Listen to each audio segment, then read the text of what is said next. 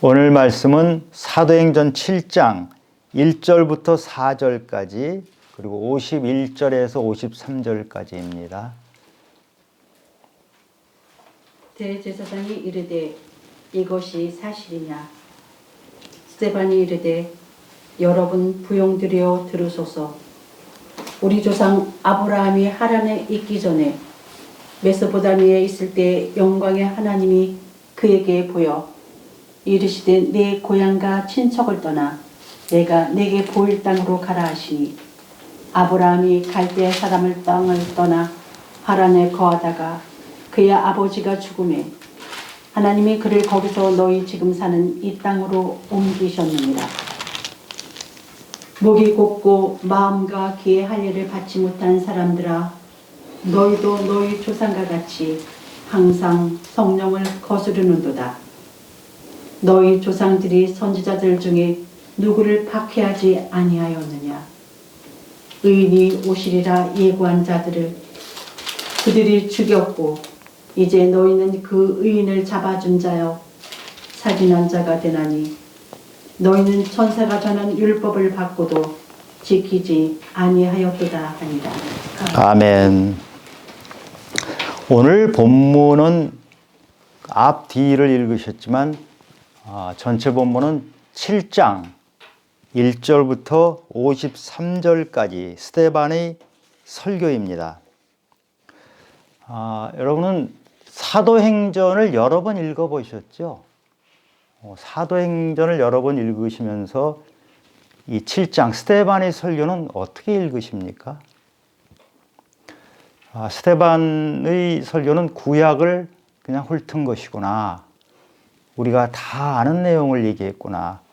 그래서 그냥 대충 읽고 넘어가지 않으세요? 또 사도행전을 쭉 읽을 때 어떨 때는 스데반의 설교를 건너뛰기도 하죠. 그런데 그렇게 읽으면은 스데반의 설교에 담겨 있는 진짜 의미가 무엇인지 알 수가 없어요. 이 스데반의 설교를 이해하기 위해서는 우리가 세 가지를 염두에 두고 이것을 들어야 돼요. 첫 번째는 이 스데반의 설교를 듣는 사람들이 사내들인 공회원들입니다. 대제사장, 제사장, 바리새인, 율법학자들. 이 구약 성경, 이 당시에는 성경이 구약밖에 없었죠. 구약 성경에 통달한 성경의 최고 전문가들입니다. 성경을 달달달달 외우고 다른 사람들에게 가르쳐주는 사람들이에요. 지금 스데반이 이 사람들에게 구약 성경을 가르치기 위해서 요약해서 한 것이 절대 아니라는 것을 염두에 둬야 돼요. 두 번째는 이 설교를 들은 사람들이 스데반을 돌로 쳐서 죽였어요. 스데반이 설교 중에 지금 이 설교를 듣는 이 사람들, 사내들인 공회원들을 분노하게 만든 것, 심기를 아주 불편하게 만든 것이 무엇인지를 우리가 알아야 돼요.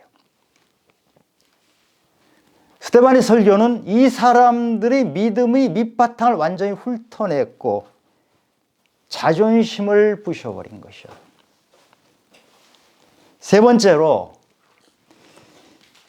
이 스데반의 설교는 굉장히 긴 설교입니다. 사도행전에는 24번이나 설교가 나와요.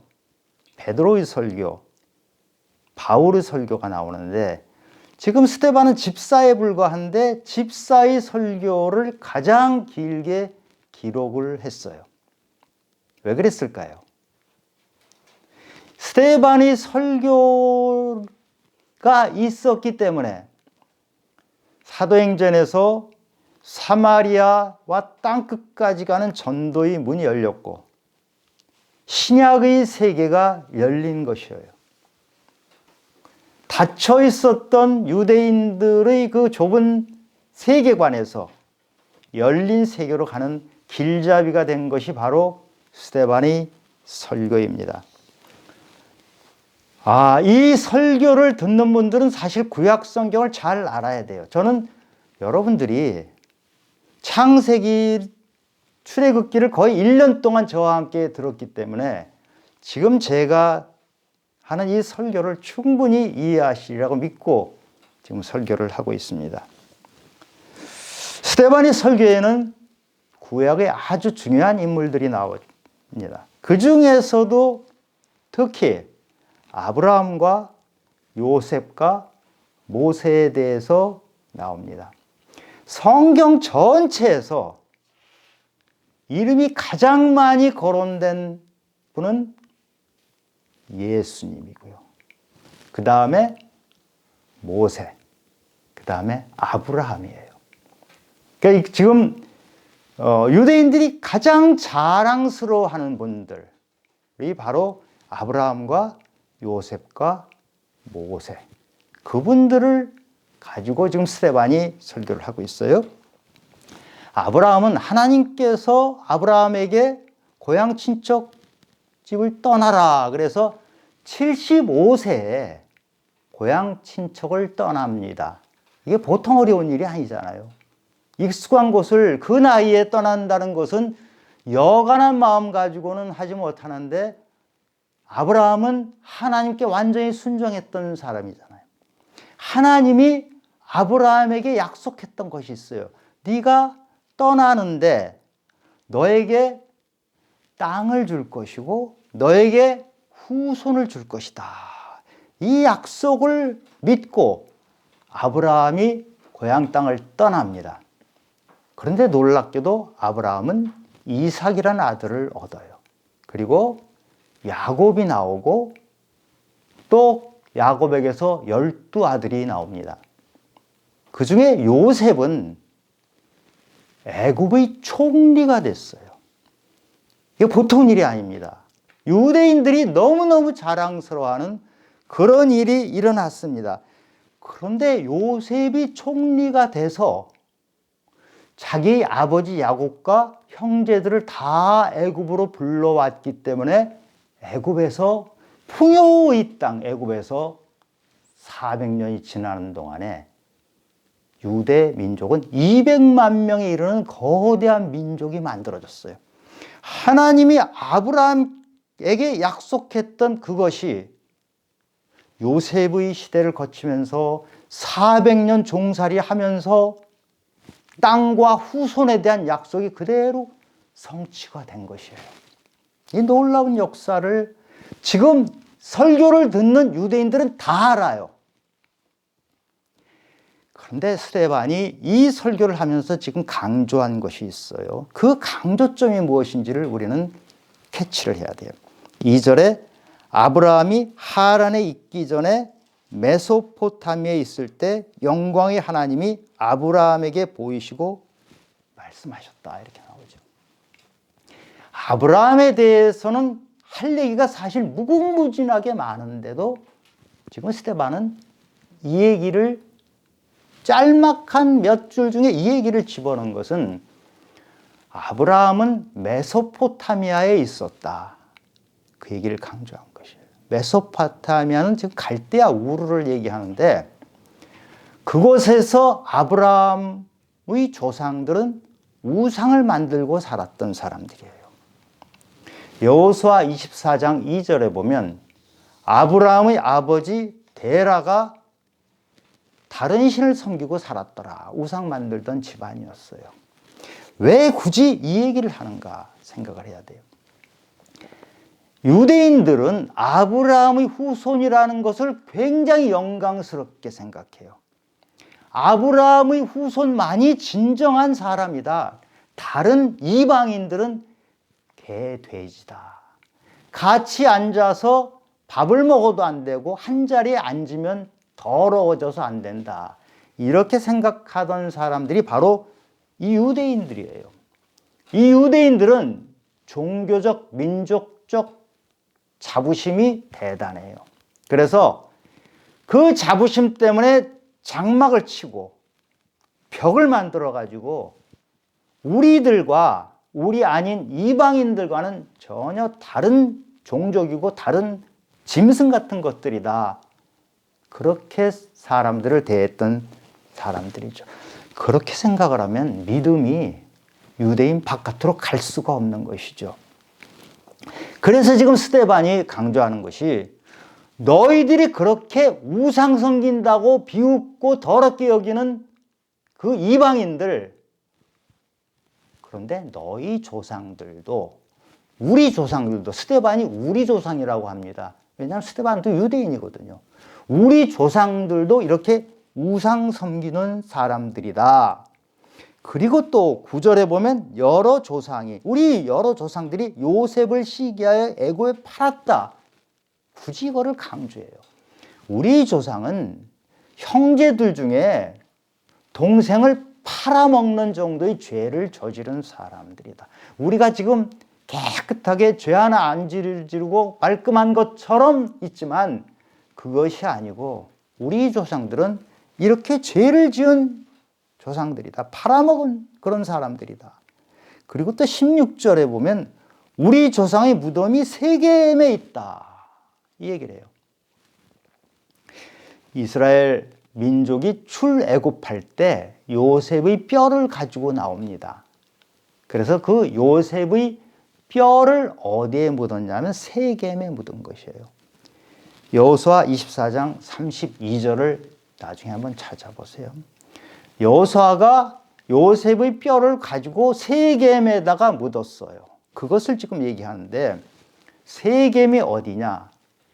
세겜이 사마리아 땅이에요. 지금 스데반이 굳이 이 얘기를 하는 것은 유대민족아, 당신들이 그렇게 사랑하고 자랑스러워하는 요셉의 뼈를 당신들은 어디에 묻었느냐? 사마리아에 묻은 것 아니냐?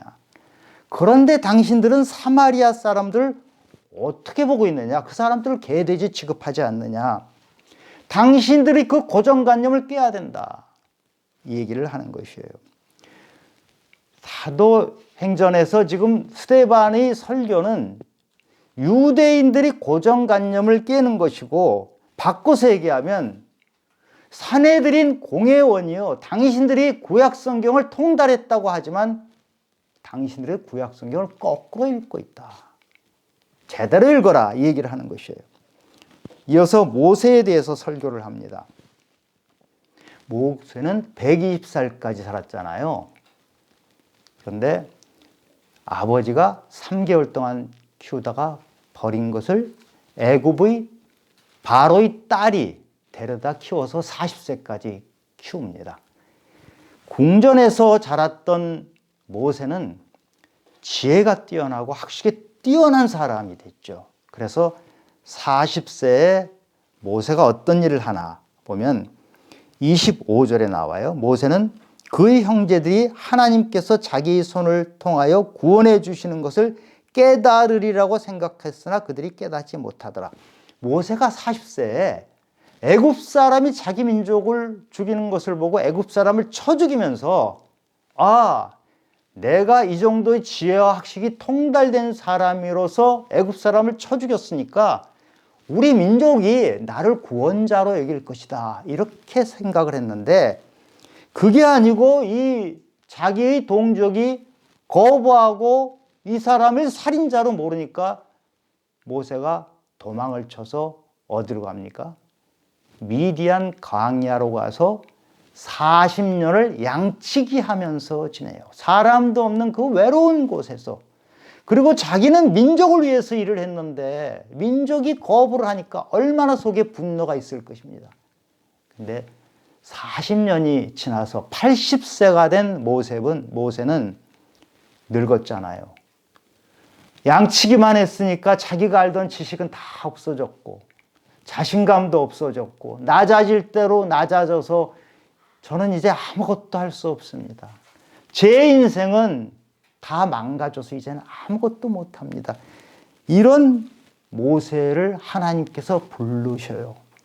그래서 35절에 보면 그들의 말이 누가 너를 관리와 재판장으로 세웠느냐 하며 거절하던 그 모세를 하나님은 가시나무 떨기 가운데서 보이던 천사의 손으로 관리와 속량하는 자로 보내셨나니 40세 때 모세가 자신감이 넘쳐가지고 민족들 앞에 나섰을 때 민족들은 거부를 했는데 80세가 돼서 이제는 아무것도 할 수 없다고 생각했던 그 모세를 하나님이 세우셔서 너는 이제 아무것도 할 수 없다고 생각하지만 내가 한다.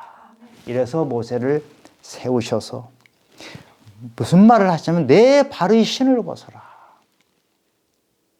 네가 지금까지 과거에 가지고 있던 것, 네가 신고 있던 것, 경험, 지식, 너희 자부심, 네가 한다고 하는 것, 네가 다 할 수 있다는 것 다 버리고 나를 온전히 의지해라. 하나님이 온전히 의지하는 그 모세를 데리고 40년 동안 해서 결국은 출애굽을 완성을 합니다. 모세는 하나님께서 아브라함에게 땅과 후손을 약속했던 그것을 성취했던 사람이에요. 민족의 영웅이에요. 지금 이 설교를 듣는 유대인들의 마음속에 가장 뛰어난 영웅을 꼽아라 그러면 모세예요. 탁월한 사람이에요. 그런데 하나님은 내가 너희 탁월함 때문에 일을 하는 것이 아니다. 네가 신발을 벗었을 때, 네가 가지고 있는 것을 다 버렸을 때, 그때 내가 일을 합니다. 너는 앞으로 너희 지혜와 네가 가진 것, 네 지위, 그것을 의지하지 말고 나만 믿어라. 나를 믿으면서 그 믿음 가지고 살아야 된다. 이 말씀을 하시는 거예요. 인생의 주인이 네가 아니라 바로 내가 너희 인생을 이끌어간다. 아브라함에게 약속을 하셨던 분도 하나님이시고 약속을 성취하신 분도 바로 하나님이에요. 지금 그걸 강조하시고 계세요. 4절에 아브라함을 하란에서 지금 설교를 듣는 너희들이 사는 이 땅, 즉 가나안 땅으로 옮기셨느니라 이렇게 나와요. 아브라함이 하나님께 전적으로 순종을 해서 그 아브라함이 순종한 사람으로 대단히 추앙을 받지만 하나님이 옮기신 거예요. 아브라함의 순종이 뛰어나지 않은 것은 아니에요. 대단한 순종을 했지만 그 순종으로 일을 한 것이 아니고 내가 일한 것이다. 이것을 강조한 거예요. 발걸음을 옮긴 사람은 바로 하나님이다. 강조한 거예요. 9절에 보면 요셉을 애굽에 팔아 넘겼지만 하나님이 그와 함께 계셨다. 이렇게 말해요. 요셉이 종으로 팔렸는데 총리까지 됐어요. 그리고 애굽에서 민족을 살려가지고 결국은 200만 명이 넘는 이 민족을 만드는 대단한 일을 요셉이 한 것 같은데 사실은 너희들은 그 요셉을 팔아넘긴 민족이고 그때 내가 요셉과 함께 있었다. 총리 만든 것도 내가 한 것이고 너희들이 요셉을 그렇게 추앙하는데 요셉이 한 모든 일은 요셉과 내가 함께 있었기 때문에 내가 이룬 것이다. 이 얘기를 하는 거예요. 그런데 너희 유대인들은 그렇게 아브라함을 자랑하고 요셉을 자랑하고 모세를 자랑하는데 너희들이 한 일을 다시 한번 보겠다. 너희들은 거역했다. 39절에 보면 우리 조상들이 모세에게 복종하지 아니하고자 하여 거절하며 그 마음이 도리어 애굽을 향했다. 이렇게 말해요. 거절하고 원망했던 너희 조상들은 결국 송아지를 우상으로 만들어서 그걸 섬기는 그런 짓을 하지 않았느냐. 하나님이 가나안까지 이끌었어요. 모세를 사용해서 가나안까지 이끌었는데 너희들이 한 것은 계속 거역하고 원망하고 이런 것을 하지 않았느냐. 너희가 그렇게 자랑하는 조상은 나그네였고 애굽에 팔리기도 했고 버려지기도 했고 깨닫지도 못했고 거절했고 원망했고 송아지를 우상으로 섬겼던 그런 민족이다. 그런 민족을 지금 너희들 이곳에 있도록 한 것, 너희들 이 유대 땅에 지금 너희들이 이렇게 신앙생활을 하고 있는 것, 이것은 하나님의 약속을 지키고 이루셨기 때문이다. 52절에 보면 너희 조상들이 선지자들 중의 누구를 박해하지 아니하였느냐. 의인이 오시리라 예고한 자들을 그들이 죽였고 이제 너희는 그 의인을 잡아준 자요 살인한 자가 되나니. 너희 조상들은 선지자들을 모두 박해했다. 선지자들은 한결같이 박해를 당했어요. 그리고 구약에서 선지자들이 의인으로 오시겠다 하는 거, 예수님이 예언한 그대로 왔는데 너희들은 예수에게 어떻게 했느냐.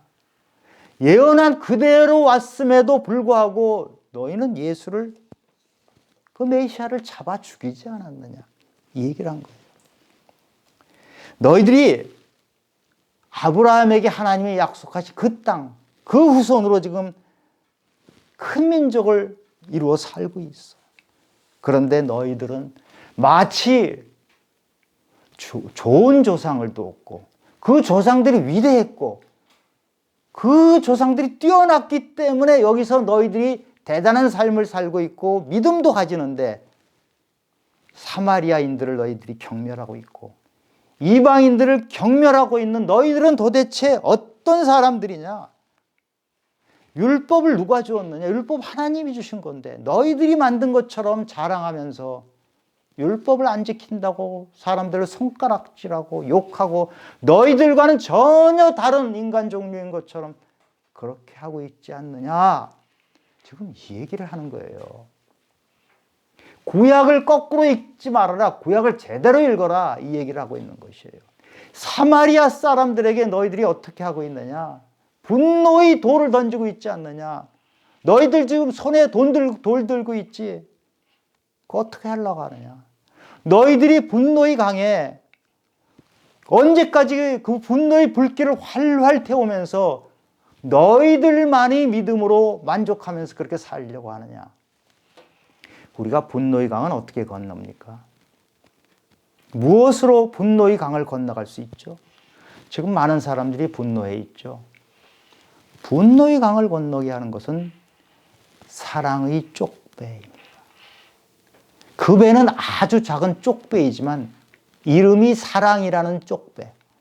거기에는 하나님이 타고 계세요. 하나님이 타고 가신 그 사랑의 배는 조그만 쪽배이지만 분노의 활활 타는 불길이 그 쪽배를 넘다 볼 수가 없어요. 그 쪽배, 사랑의 쪽배를 타고 우리는 분노의 불길을 넘어서서 갑니다. 어디까지 갑니까?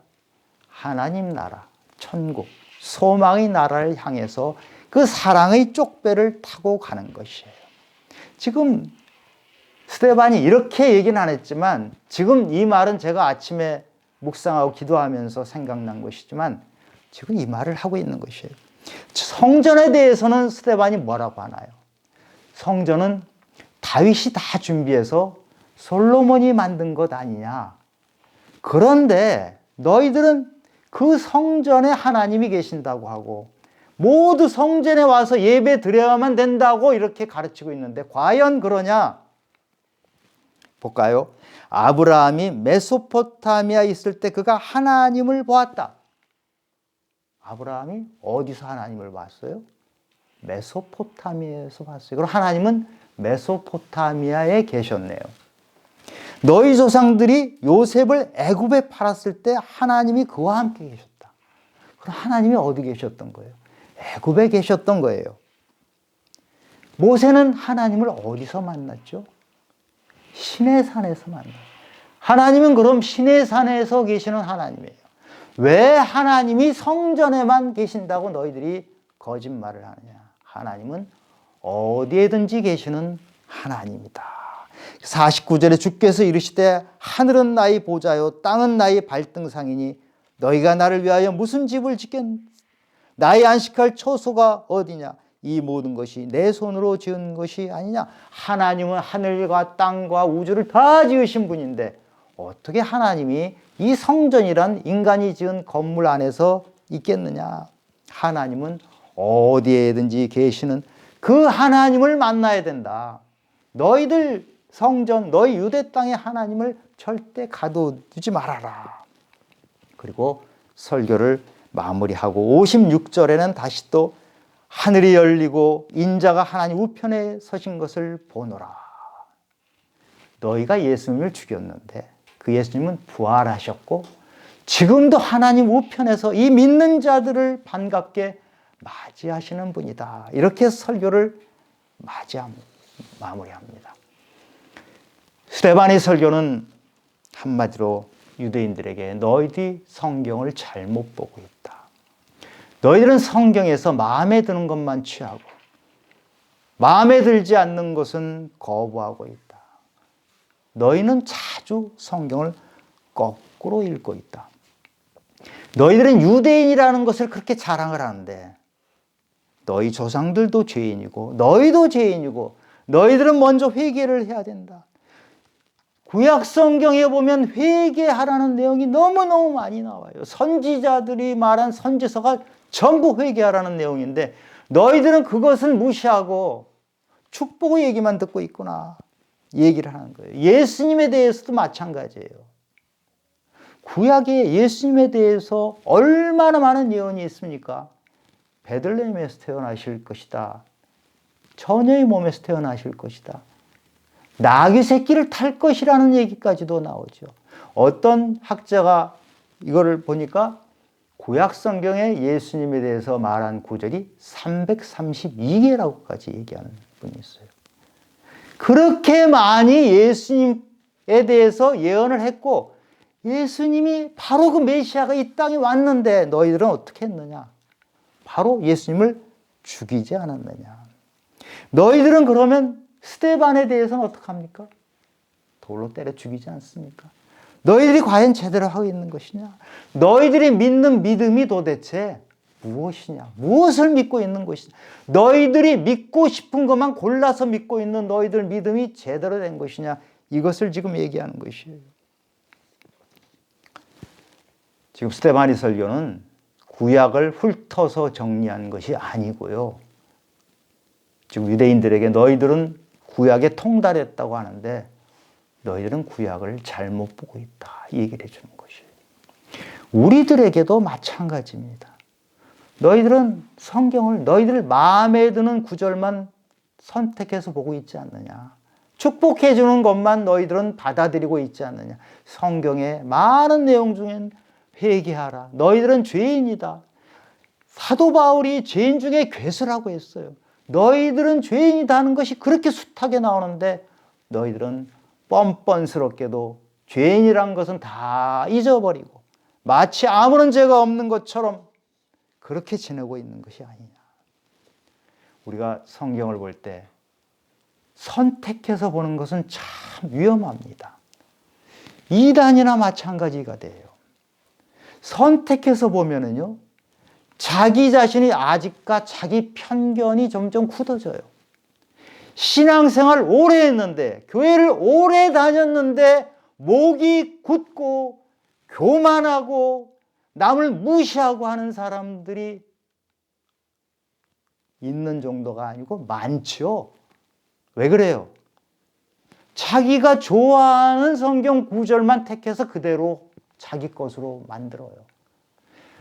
성경 중에 자기를 찔러대는 것, 자기를 바꾸라고 하는 것, 회개하라고 하는 것은 읽지도 않고 읽어도 무시해버려요. 이단하고 별 차이가 없는 것이에요. 그럼 이단이 뭐죠? 어떤 것이 이단이에요? 이단은 자기들이 좋아하는 구절은 깊숙이 파요. 그리고 다른 부분은 완전히 무시해버려요. 그래서 이렇게 말씀하시는 분이 있죠. 이단의 가장 위험한 부분은 균형을 잃은 것이다. 균형추가 있어야 돼요.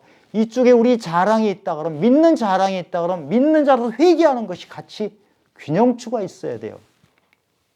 공의가 한쪽에 있으면 사랑이 한쪽에 있어 이걸 잡아줘야 돼요. 그런데 믿음이 한쪽만 계속 커요. 그럼 장애가 되는 거예요. 보질 못하고 듣질 못하는 믿음이 돼요. 바로 지금 유대인과 같은 그런 믿음이 되는 것이에요. 하나님은 우리가 대단하기 때문에, 가진 것이 많기 때문에, 죄가 많기 때문에 우리에게 믿음을 주신 것이 아니에요. 죄인이지만 부족하지만, 가진 것이 없지만, 미련하지만 하나님은 우리를 찾아오셔서 우리에게 믿음을 주시고 우리에게 그렇게 살라고 말씀하신 거예요. 아브라함이 언제 만났어요? 메소포타미아에 있을 때, 우상 섬길 때 하나님을 만난 거예요. 요셉이 언제 하나님 만났어요? 종으로 끌려가지고 그런 데서 만난 거예요. 모세가 80이 돼가지고 저는 이제 아무것도 못해요. 양머리 하고 다니다가 시내산의 사님을 만난 거예요. 사마리아 수가성 여인을 그 땡볕, 한낮에 땡볕 쬐는 곳에 예수님이 거기까지 찾아가신 거예요. 그 사마리아 수가성을 만나서 그 여자가 죄인 중에 죄인인 그 여자를 만나서 뭐 하려고 예수님이 거기까지 가셨죠? 그 여자 살리려고 가신 거예요. 우리는 그런 죄인이거든요. 물에 빠져 있는 자거든요. 하나님은 그렇게 우리를 찾아오신 것이에요. 너희들 믿음을 자랑해라. 너희들 대단한 인간들이다.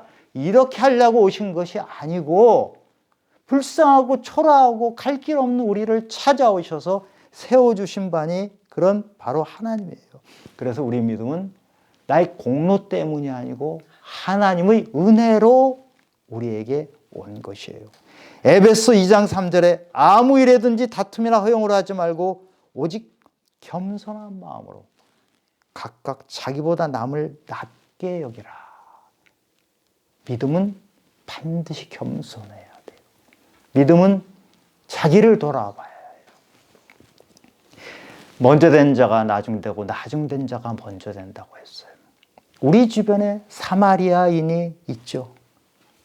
우리 주변에 우리가 분노할 대상이 있죠. 우리 주변에 우리가 미워하는 사람이 있죠. 그 사람들이 우리보다 나중 믿지만 먼저 된 자가 될 수 있다는 말씀을 하시는 거예요. 겸손하게 온유하게 우리는 그들을 향해서 나아가야 돼요. 하나님은 우리 교회 안에만 계시는 분이 아니에요. 지금 유대인들에게 하나님은 너희들 성전에 갇혀 있는 분이 아니다. 하나님은 너희 유대인의 장벽 안에 있는 분이 아니다. 이 얘기를 해주고 있는 것이잖아요. 유대인들이 내 민족, 내 조상, 내 믿음 이렇게 움켜쥐고 있는 것을 손을 놔라. 마음을 열어라. 그래야 너희들이 그 너머로 갈 수 있다. 사도들이, 제자들이 사마리아와 땅끝까지 갈 수 있었던 것은 바로 이 스데반의 믿음의 설교가 있었기 때문에, 문을 열었기 때문에 가능한 것입니다. 우리 믿음의 성도들께서는 네 것, 내 것 따지면서 편가름하는 데서 벗어나시기 바랍니다. 내 것은 사랑하고 네 것은 미워하고 분노하는 것에서 벗어나시기 바랍니다. 우리 그리스도인은 장벽이 허물어진 사람입니다. 우리 그리스도인은 사랑의 쪽배를 타고 분노의 강을 넘어가는 사람입니다. 우리가 성경 안에서 우리에게 주시는 하나님의 말씀을 바로 알고 신앙을 바로 세워서 예수 앞으로 가는 그런 믿음이 되기를 예수 그리스도 이름으로 축원합니다. 하나님 아버지, 지금 스데반이 사내들인 공회원 앞에서 설교를 하고 있습니다. 자기 믿음이 대단한 믿음이고 자기 믿음이 완성되어 있고 우리 유대인은 뛰어난 민족이다 하고 생각했던 그들에게 폭탄을 던지고 있습니다. 너희들 믿음이 대단치 않은 것이다. 너희들 신앙 가지고 자랑하지 말아라. 너희 조상들 대단한 것이 아니다.